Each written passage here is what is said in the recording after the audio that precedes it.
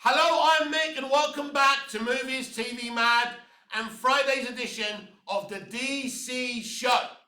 So scooper Jeff Sneider, who calls himself the Insider, claims that Brave and the Bold, James Gunn's DCU Batman movie, is further along than anyone knows, that it will go into production in 2027, which of course is next year.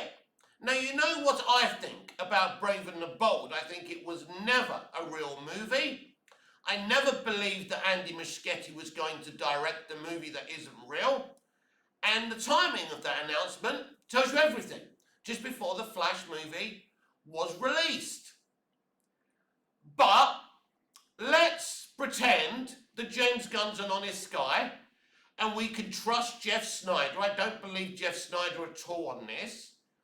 Because we've got to look at the timing of all of this. The timing of the reporting that Gunn and Safran's job is safe with Paramount. The timing of Jeff Sneider claiming that Brave and the Bold is further along in development than we think and it will go into production next year. Timing is everything. This is all coincided around Man of Tomorrow being wrapped because they need interest around that movie. Now, there has been a report about Clayface. Apparently, there's not much interest from the public in that movie. So already, that movie is in trouble. But it's not that movie that's going to seal James Gunn's fate, as we all know. That's Man of Tomorrow. But timing's everything. So let's pretend we believe that Andy Muschietti is directing this Brave and the Bold movie, and we believe what it looks like. Christina Hodson, the writer of Birds of Prey, Bumblebee in the Flash movie as well, is writing Brave and the Bold. A DEI hire, a woman who clearly hates straight white males and probably hates Batman, writing a Batman movie. How is that a good idea, James? Do you remember when he didn't want to reveal who was writing Brave and the Bold? Allegedly, right? I thought it might be a big-time director. He said he didn't want to put any pressure on the person. Now we know he didn't want to put pressure on Christina Hodson. I can't wait, if she is writing this script when she completes it, for him to say, I'm so excited for you to see this movie. This script is so amazing. Sound familiar? That's what he said about Anna Nagira's Supergirl script. If nothing else, James Gunn is consistent with his bullshit. So if it is a real movie, which I don't believe, by the way, but only time will tell, the people making it can't be trusted. Because it's not a good idea to use these people who made the Flash movie to make a Batman movie. But that's neither here nor there. What Jeff Sneider is saying is utter bullshit. Because the only way they would suddenly decide to start making a movie that was never real would be Man of Tomorrow succeeded. Everything depends on that movie. So him saying it's further along in development, that it's going to start shooting and production next year, annoys us that James Gunn's already made. Now, Jeff Sneider isn't exactly a James Gunn acolyte. I think he's even got in trouble with Gunn before. He's attacked Gunn before. But it's an interesting report with some interesting timing, because they need us to believe that everything in the DCU garden is rosy. And of course, everything in the DCU garden is not rosy. But we need to believe that. Nobody believes that. Everyone's fallen in line with what I've been saying for ages. That Brave and the Bold isn't a real movie. That Brave and the Bold is a bullshit movie. So it's interesting that Jeff Sneider is reporting this. Now, I could be wrong. Maybe Brave and the Bold was always going to happen. Maybe Brave and the Bold was always going to start being made next year. But I don't quite believe it. And of course, we go back to the report, the quotes from Andy Muschietti that Gunn denies that Brave and the Bold is on hold until after the Paramount merger. Don't forget, the Paramount merger may not happen. They're in so much trouble because these states are not backing down, because they don't want a settlement. They're not after money. What they're after is Paramount to back down of this deal. So they're challenging this.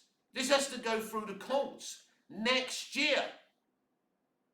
There's no settling this.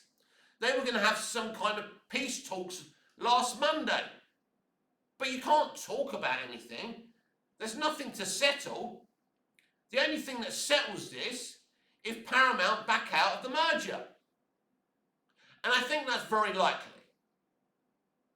Because for them to go through with this, they would have to sell some of the broadcast networks, because they're not going to sell the IPs. And they want the broadcast networks, and they certainly want CNN.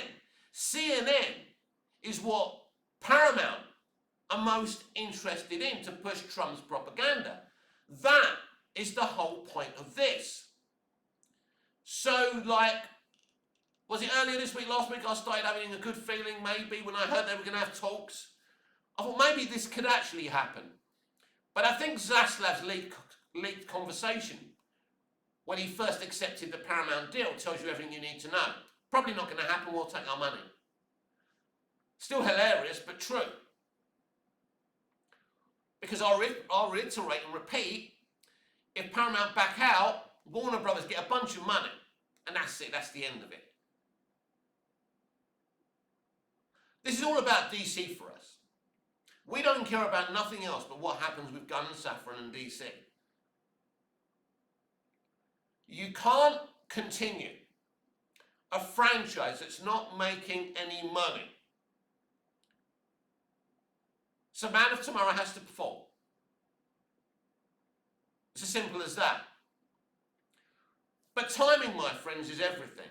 All this bullshit about Paramount backing Gunn and Safran, about Brave and the Bold being further in development, it's timing. Why is it there? Why are we being told this now? Well, there's another reason. Gunn shit himself when Andy Muschietti allegedly said that the movie's on hold till after the merger. So Gunn's probably putting out false information. So Jeff Sneider may not be lying. Jeff Sneider may have been leaked some false information. And Sneider thinks, well, I probably know it's leaked information, but because he does a podcast, doesn't he? You have to pay to watch his video. It's not like the old days when he used to work for a proper publication. So, yeah, this is Gunn leaking shit out.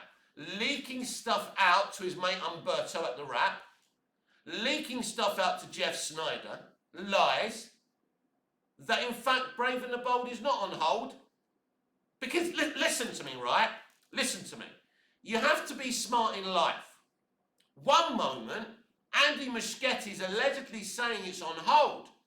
Then all of a sudden we hear that Gunn and Safran are being backed by Paramount. All of a sudden we hear that Brave and the Bold is in development, further along than we thought, and it's going to start production next year. Lies, lies, and more fucking lies. Because he's scared. So he's leaking a bunch of false information. I'm pretty confident that Brave and the Bold won't happen. What might happen, if Man of Tomorrow is successful, they may quickly start developing that movie so they don't look like the fucking liars that they are. Maybe. But if you're going forward with Brave and the Bold, with Andy Muschietti and Christina Hodson, you're asking for trouble and you're asking for disaster. If Man of Tomorrow is successful, it would be a better idea to get Gunn to write and direct that movie. Even though I don't even think Gunn likes Batman. And I wouldn't want him anywhere near Batman, but it would be a better idea than Muschietti and Hodson. That would be an absolute disaster. But I don't see this film happening. And of course, it all depends on Matt Reeves, the Batman too. If that was to make a bunch of money, then the studio's going to go, well, do we really want this Brave and the Bold movie? Is that a good idea? We've got a successful Batman franchise here. Why do we need another one? That's been a bone of contention. I was seeing a clip from the Happy Confused podcast with Gunn and Josh Horowitz. I don't know if it's a recent one or an old one. We was asked if he was ever considering, and I think it's an old one, considering bringing Matt Reeves and Robert Pattinson into the DCU. And of course he did, but they said no. That's been the problem. Zaslav said no, can't have two Batmen. So it begs the question, as I keep on saying, why was Brave and the Bold announced on the slate? It's a weird situation, isn't it? If a studio has insisted that there can't be two Batmen, Zaslav said it himself. There won't be two Batmen, he said. So clearly, the original plan was to try and convince Pattinson and Reeves to join the DCU. And Reeves clearly keeps on saying no. Because that would be a disaster. That wouldn't even make any fucking sense. So that's the issue they've always had. And that's why I think this film, Brave and the Bold, is not a real movie. But it's interesting with Andy Muschietti coming out and allegedly saying this. Do I believe Muschietti said it? Yes. Yes. But I don't think anyone can corroborate if he said it or not. But I believe he said it. It's a weird quote to get wrong. Because he keeps on getting asked about it, when he's being asked about It Derry City or whatever it's called. And he probably knows it's not a real movie, it's not happening. So he has to say something. And people know it's not happening. Where is it, right? So the man has to give some kind of logical explanation. Well, the best thing is to lie. It's on hold until after the merger. But for some reason, Gunn didn't like that. Because it sounds like Paramount have got no faith in him. Everything that you're hearing from the Wrap and from Jeff Sneider is because of what Andy Muschietti allegedly said about it being put on hold. So suddenly everything's going fine. Paramount have got faith in him. Brave and the Bold is happening. It's going to be shot next year. How convenient. After a director made a quote. Suddenly all this information's coming out. Got to use your brains. You got to understand how this business works. They're so fucking scared. They would rather lie to you so it looks like there is faith in James Gunn. But there's not. How could there be any faith in James Gunn after Supergirl? Because that's the core problem. The core problem is that you can't have faith in James Gunn after a huge, monumental flop like Supergirl. So Paramount have no faith in him. Zaslav has no faith in him. Been benched, him and Safran. Abby and DeLuca running DC Studios temporarily, as we keep on discussing. I want to make sure you understand that. And now he's on probation, and they're waiting to see what happens with Man of Tomorrow. And of course, there's a possibility that film may not even be released. A small possibility, but there's a possibility. Gunn is desperate for everyone to think that Paramount and WBD have faith in him. But of course, we already know that's not the case. And then you've got Lanterns, which is upsetting fans. In a big premiere, it was always going to have a big premiere. They still haven't announced the second episode numbers. That will be interesting.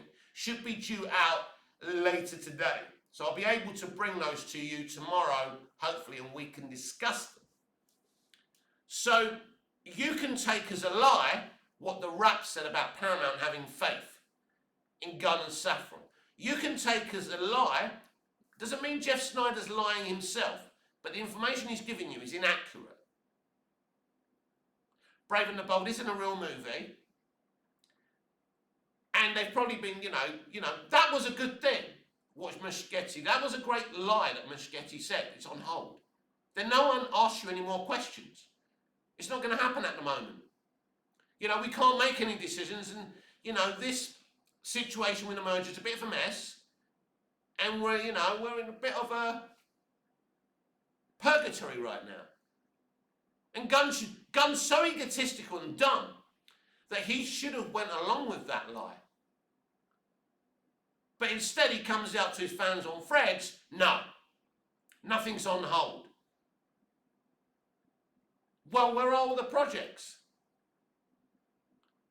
Nothing's happening. Next year you've got Man of Tomorrow and I think the Jimmy Olsen HBO show. That's it.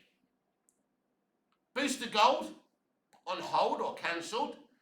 Who knows what's going on with the Wonder Woman HBO show, the prequel, Paradise Lost. Because all these things keep on coming out. And who knows what's true and what's not true. Because when that little troll yesterday, Jesus is a Goat, came on my live premiere and said I've been manipulated by, you know, the Sneider cult. Well, there's no bigger cult than the gun cult. And the problem is, the stuff that the Sneider fans are saying, that I'm saying, that Nerdrodic's saying, that Disparu's saying, that Dave Cullen's saying, is all true. There's not an ounce of profitability in the DCU. So you can keep on calling other fans a cult, you little shill. But ultimately, what everyone's saying about James Gunn and his slop is true. This is not about Gunn versus Sneider. This is about Gunn and Saffron making an absolute mess out of something that was easy to get right and get wrong. Yeah? So you can keep on calling Sneider cults and calling names. It's nothing to do with the Sneider fans. Everyone is outing Gunn about the DCU. Everyone. It's not just the Sneider fans. It's everyone. It's a mess. And what happens when you don't know what to do next? You spread lies. So all of a sudden, Andy Muschietti says the film's on hold, and suddenly there's information about Paramount having faith in Gunn and Saffron. They're going to stay. All of a sudden, Brave and the Bold is happening. It's further along than we thought. Timing is everything. But let's change the subject. With Lanterns coming out, there's a big audience suddenly watching the Green Lantern movie starring Ryan Reynolds and produced and written by the people who developed and produced the Arrowverse, by the way. Now, so I thought, because I've got it on digital, I bought it on Amazon. It's one of my owned movies, right? So I thought, I want to rewatch this. I haven't watched it for a while. And do you know what? You're not going to believe this. But I was blown away by the movie because I hadn't seen it for ages. Especially that opening half an hour is really, really good. You get the narration, you get OR, you get the story of the Guardians. And what is it? Parallax? Is it Parallax that's the main threat? Forgot if it's Parallax. Please excuse me if it's wrong. But that big creature thing. And it's all very comic book accurate. The visuals are pretty good. The only thing that's problematic in this film is the costumes. But like, I was watching the costumes and I'm thinking, are they that bad either? And I'm thinking, actually, they don't look that bad. I even think, like, the villain's story is pretty interesting. The fact that they had Amanda Waller, they get the love story right. It's a pretty good film. I was sitting there thinking, this is a good fucking film. I mean, I never disliked the film like a lot of people did. I always took something out of it. And then I see the post-credit scene. I mean, this is pre-MCU. And you've got Sinestro putting on the yellow ring. And that's supposed to lead into a sequel. It's a good film. It's actually a good film. Green Lantern is better than anything Gunn has delivered for the DCU. Not that saying a lot, but it's really good. Ryan Reynolds is a great Hal Jordan. It's got proper, real great actors like Tim Allen and a list of others. Angela Bassett as Amanda Waller. That's amazing. That's so good. And she's excellent in it. It's a good film. And it adheres to the comics. Green Lantern is probably one of the most comic book accurate comic book movie adaptations I've ever seen. But I really enjoyed watching it last night. And I think we're all doing it because Lanterns is on. And it is better than Lanterns, or, you know, from what I've seen of Lanterns. Because, you know what I like about the movie? The colour palette's bright. It's cosmic. It's green as it should be. I loved Kilowog. I love Kilowog. I've always loved Kilowog. But Kilowog in this movie is so good. And again, comic book accurate. Everything is comic book accurate. I love his training on OR as well. That's brilliant. Everything is in line with the Green Lantern comics. I think Mark Guggenheim was involved. Berlanti, Greg Berlanti. You know, the people who developed Arrowverse. Because these people actually love DC. That's the difference. I mean, say what you want about the people who developed Arrowverse in the later seasons of the shows. But the first 2 seasons of Arrow, class. First 2 seasons of The Flash, class. Supergirl started solid. Legends of Tomorrow started solid. Black Lightning was an amazing show. I really liked that show. Superman and Lois was great. And obviously, like things like Batwoman, that's when we were going down that woke line. Sadly. And they weren't adhering to what Batwoman really is when she was a good character. And that's a shame. But they did a lot of good things. And Green Lantern is a great movie. But there's one thing we may have to come to terms with. Maybe we just don't have a Hollywood or a society that's interested in making good movies. Maybe we don't have a BBC that's interested or good enough to make great Doctor Who anymore. Maybe we're in an era in the industry that the preference is to political propaganda over good quality entertainment. Maybe we'll never get great DC. Maybe we'll never get great MCU again. I'm happy that Spider-Man Brand New Day was at least solid and I enjoyed it.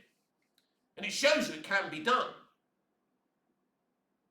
But maybe we are in an era in our culture and in entertainment where we won't get great movies. Think about Green Lantern, a flop. A flop, the reviews were awful. What did it make? It barely made what? 200 million?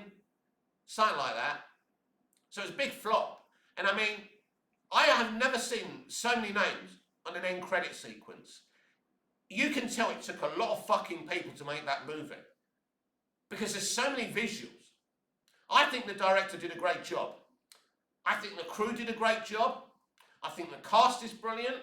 And I think the movie's well written. But it's a flop. So to me, Green Lantern's a bit like Supergirl and Waterworld and movies like that. And Last Action Hero.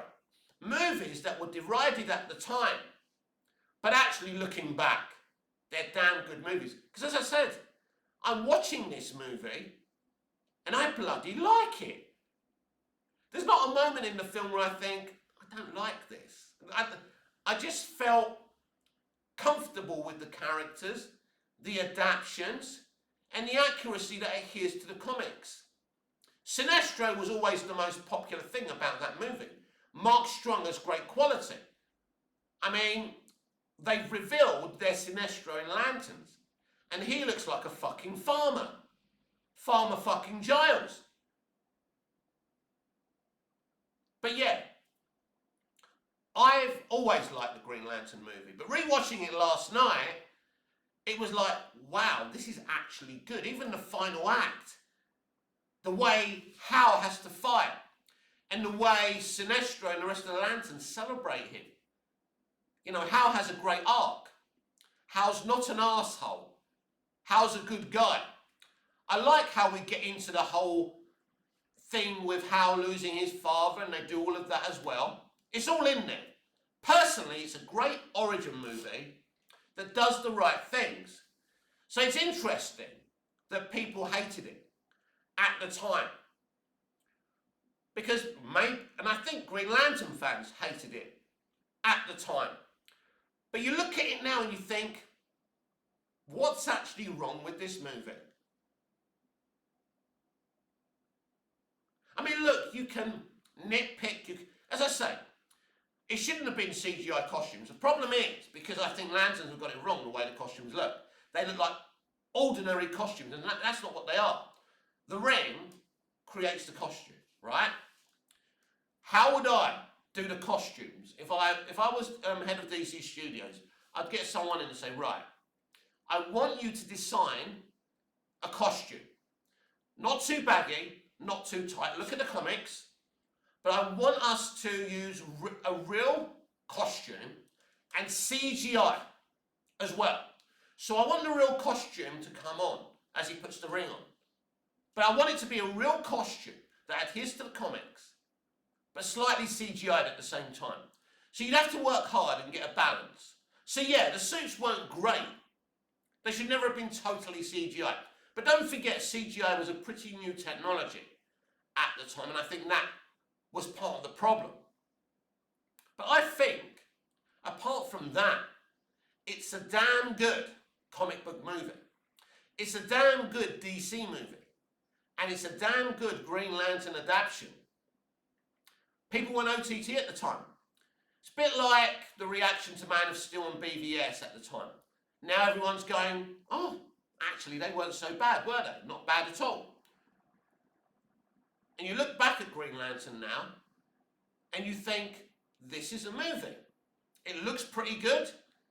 The actors are great. The emotional arcs are there. It works as a comic book movie. At the very least, as a solid comic book movie. But it's a business. And it didn't make enough money. If Man of Steel made the money that Green Lantern did, we wouldn't have had BVS. Man of Steel made 667.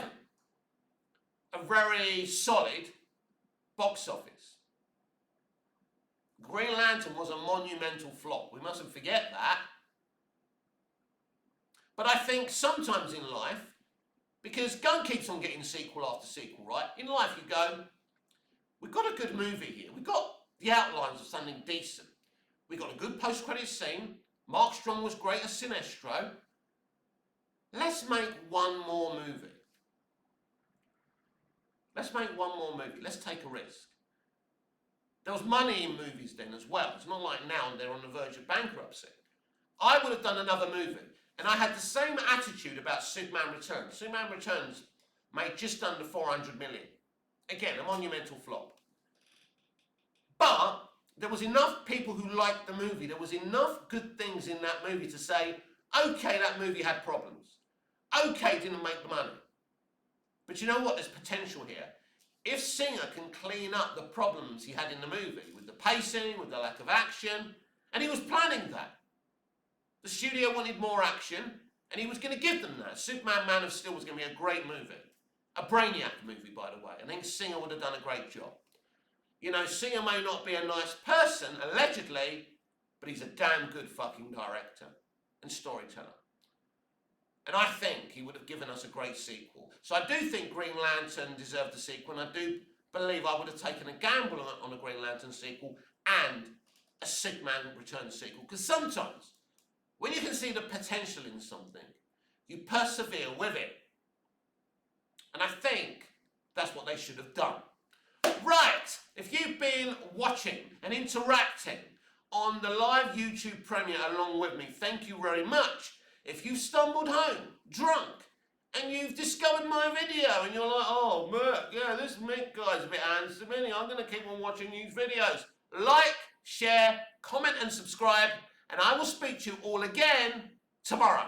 Thanks for your support. Really enjoyed today's video, by the way.